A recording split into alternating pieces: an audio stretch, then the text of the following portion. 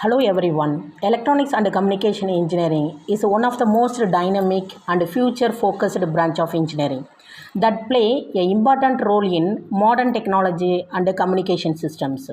The department provide exposure to advanced technology such as artificial intelligence, Internet of Things, embedded system, robotics, VLSI design, wireless communication, and 5G, 6G networks.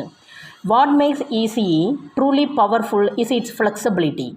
Students gain knowledge in electronics, communication, and software, which open doors to multiple career paths. ECE graduates have opportunity to work in leading companies like Intel, Qualcomm, Texas Instruments, and Samsung in core field.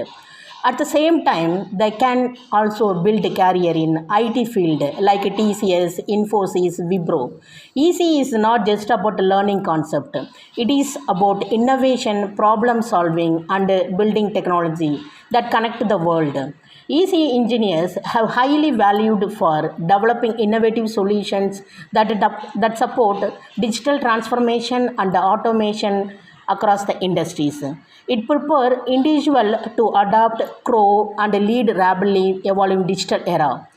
In simple words, EC is a field that who want, create, innovate, and shape the future. Thank you.